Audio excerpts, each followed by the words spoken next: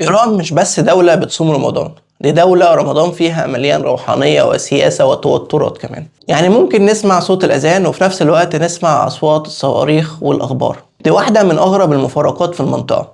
عدد ساعات الصيام في إيران بتوصل تقريبا من 14 ل 16 ساعة، وفي مدن كبيرة زي طهران الحياة بتهدى جدا قبل المغرب بدقايق.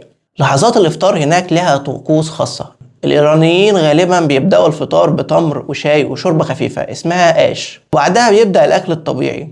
المساجد في رمضان بتبقى مليانة جدا، خصوصا في أماكن الديانة الكبيرة زي مرقد الإمام الرضا في مشهد. ملايين الناس بتزوره خلال الشهر الكريم. الإيرانيين عندهم تقليد اسمه موائد الإفطار الجماعي. ناس كتير بتوزع أكل في الشوارع خصوصا في الأحياء الفقيرة. فكرة قريبة جدا من موائد الرحمن في مصر عندنا. بعد التراويح الشوارع بتفضل مفتوحة لوقت متأخر، المقاهي بتتملي بالناس والعائلات بتخرج تتمشى لحد السحور. لكن رمضان في إيران مش بس عبادة، السياسة دايما حاضرة. الخطابات الرسمية والتجمعات الدينية غالبا بيكون في كلام عن الصراعات في المنطقة.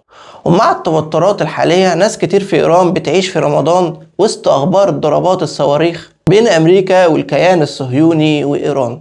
الأخبار السياسية بقت جزء من يومهم. رغم كده الحياة اليومية بتكمل.